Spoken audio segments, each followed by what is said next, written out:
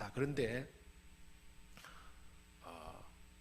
오늘은 이제 특별히 이 중에서 은사로 우리로 하여금 예수님께서 우리를 대신해서 이 시대의 대행자로 삼으셨다는데 이 사명을 감당할 수 있도록 성령님이 우리에게 하시는 일에 대해서 말씀을 나누고자 합니다.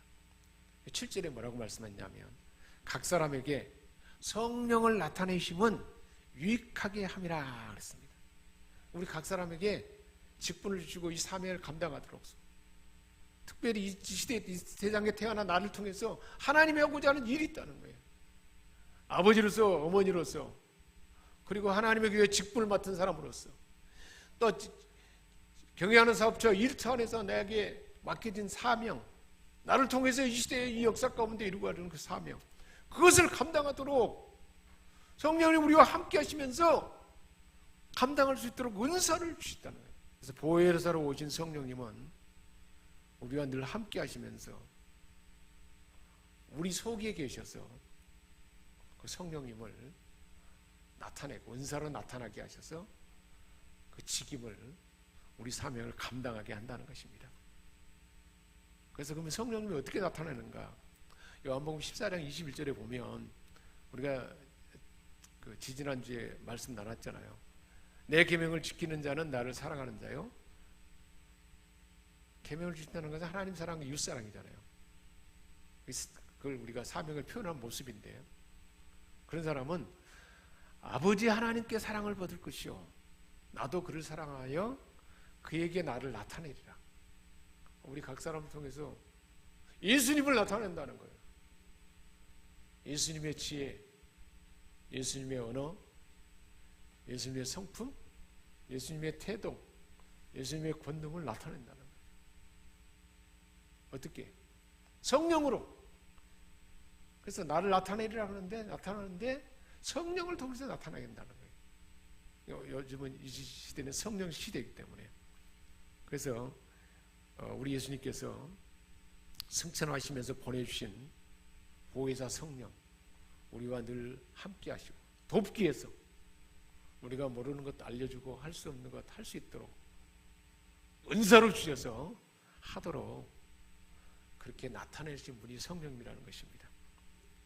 그래서 우리가 지난주에 말씀을 나눈 것처럼 베드로를 통해서 성령님이 주님의 이름으로 성령님을 나타내서 베드로를 통해서 안진병에게 은과 금은 내게 없지만 예수의 이름으로 일어나 걸으라 했더니 성령이 역사해서 그 안진병이가 발목에 힘을 넣고 막 걷게 되는 거예요.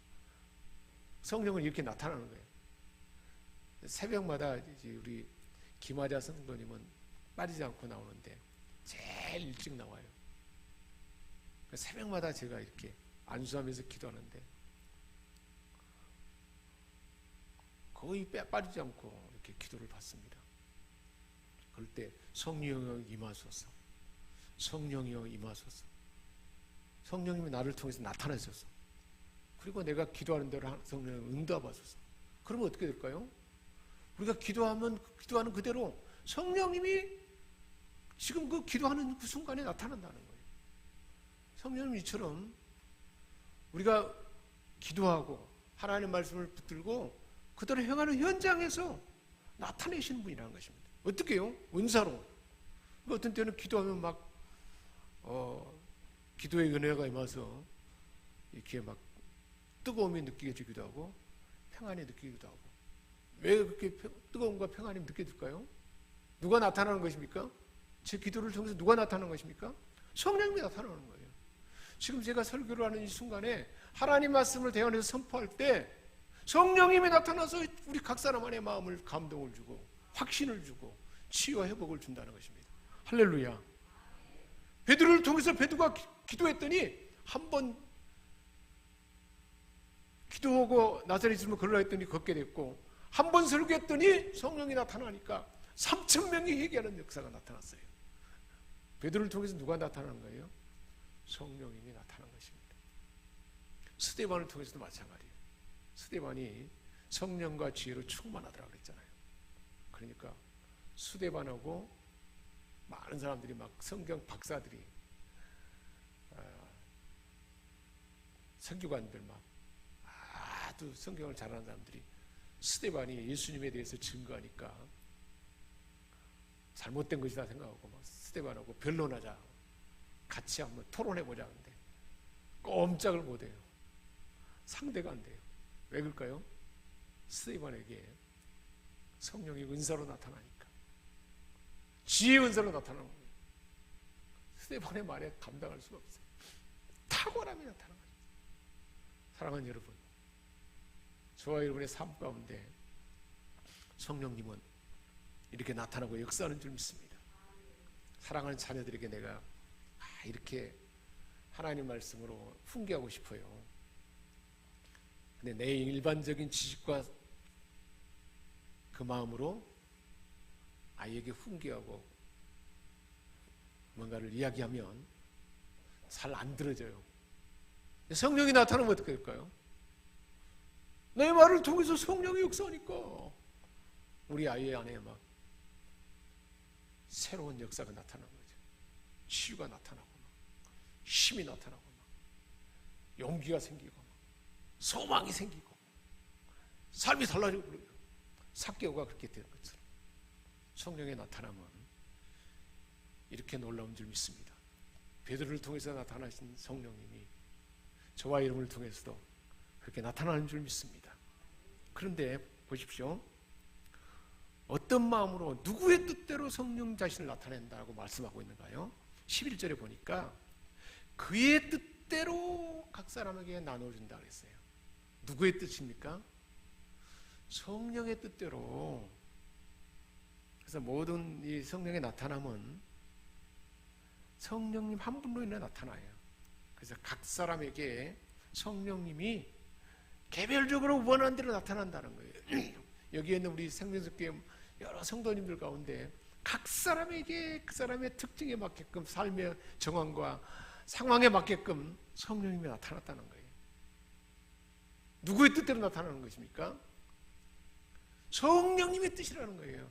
근데 만약에 우리가 성령님이 우리를 통해서 사용하고 나타내기를 원하는데 내 고집대로 이기적인 목적을 품고 있으면 성령이 나타날까요? 나타날 수가 없대요. 왜 그래요? 이기적인 목적이 있으면 나타날 수가 없죠. 성령이 역사해야 되는데 성령의 뜻으로 나타나야 되는데 그게 내 이기적인 목적이 있으면 성령의 뜻이 아니기 때문에 나타날 수가 없다는 거예요. 그래서 정의롭지 못한 일에 나타날 수가 없어요. 성령님은 이기적인 목적에 나타날 수가 없어요. 그래서 로마서 12장 6절은 이렇게 말씀합니다.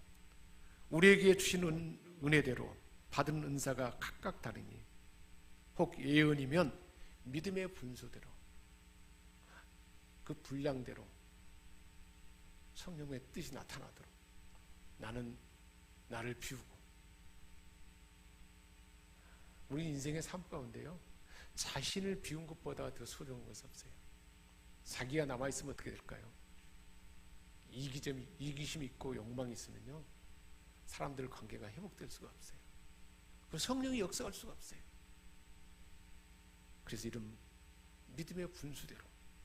또 고린도서 4장 7절에 말씀하고 있습니다. 누가 너를 구별하였느냐? 내게 있는 것 중 받지 아니한 것이 무엇이냐? 하나님으로부터 어떤 은사와 하나님 주신 모든 것은 다 내가 뭐 잘나서 하나님 준 건 아니라는 거예요. 하나님이 우리를 사용하기 위해서 성령의 뜻대로, 하나님의 뜻대로 이루고 해서 그 뜻을 이루고, 뜻하는 바 정의와 하나님의 그 공동체가 유익이 되도록 사람이 성장하고 성숙하고 하나님의 뜻을 이루도록 그렇게 줬다는 것입니다. 네가 받았은즉 어찌 받지 않은 것까지 자랑하느냐? 자랑할 수 있다는 겁니까? 못다는 거죠. 자랑할 수 없다는 거예요. 성령님의 뜻대로 우리에게 준 것이기 때문에 성령님이 나타나니까 대단한 결과가 나타나고 영향력이 나타나요. 야, 나 대단하다. 그럴 수가 없다는 거예요. 누가 뜻하는 바도 나를 통해서 나는 그냥 통로일 뿐이라는 거예요. 그것이 바로 성령의 나타남의 중요한 원리라는 것을 성령의 뜻하는 대로 나타난다는 거예요. 이 시대의 저와 여러분 가운데서도 성령님은 이처럼 성령의 뜻하신 바대로 저와 여러분을 통해서 나타나는 줄 믿습니다. 자, 그러면 어떤 방식으로 나타날까요? 성령이 나타나는데 나타난 다양한 은사의 모양이 있어요. 그러니까 우리 삶 가운데 이렇게 다양한 목소리로 다양한 은사로 우리를 통해서 성령님은 우리를 나타낸다는 거예요. 그것이 8절부터 10절에 말씀하고 있어요. 우리 각 사람을 통해서 이렇게 다양한 은사를 통해서 우리가 해야 할 일을, 직분을, 사명을 품은 그 모두에게 다양한 이 은사들을 다 주기를 원해요. 필요하면 그 하고자 하는 목표, 하나님 뜻하는 목표 일을 이루기는데 꼭 필요하다면 이 다양한 은사들을 다 주기를 원하는 하나님은. 자, 그러면 나는 얼마나 이런 은사들이 나를 통해서 경험되었는가 점검하시고, 부족한 점이 있다면 내가 지금 목표하고 뜻하는 바, 내가 하나님 주신 일을 이런 일을 하고자 하는데 나는 얼마만큼 이런 은사들이 사용돼서 나를 통해 나타나는가를 점검하고, 그게 부족한 부분이 있다면 우리가 사모하고 내가 이런 일을 하는데 꼭 필요한 은사 나에게 주시고, 그 은사가 나를 통해서 드러나도록 우리가 기도하면 응답할 줄 믿습니다. 우리 신 목사님이 기도한 것처럼 기도하는 것은 하나님이 반드시 들어준다. 하나님, 우리가 기도를 시작하면 하나님이 이미 그 일을 이루려고 시작한다는 거예요. 그래서 이 믿음 가지고 행할 때 그 역사가 나타날 줄 믿습니다. 그래서 은사를 주셨는데, 각 사람을 통해서 성령님은 은사를 주셔서 나타나는데, 은사가 어떤 의미냐면, 나무는 뿌리가 하나잖아요. 뿌리는 하나인데 가지가 많이 있는 것처럼 성령님은 한 뿌리와 같아요. 한 뿌리 안에서 가지의 은사가 나타난다는 거예요. 그러니까 우리 각 사람, 이 사람 저 사람 안에 있는 독특한 은사들이 있잖아요. 우리 생명샘교회 안에 여러 가지 은사들이 있어요. 각 사람이 가진 은사들이. 제가 봐도 이렇게 느껴져요. 각 사람 안에 있는 은사들이 그 은사를 통해서 하나님 앞에 하나님의 영광을 위해서 다 표현하잖아요. 이처럼 뿌리는 성령님인데 가지는 각기 다르다는 거예요. 한 뿌리 안에서 왔어요. 그러니까 우리 모두는 다른 사람의 은사가 나타나는 걸 보고 감사하며 함께 우리는 그것을 우리 것으로 취할 때 그 은혜가 우리에게 더 있게 될 것입니다.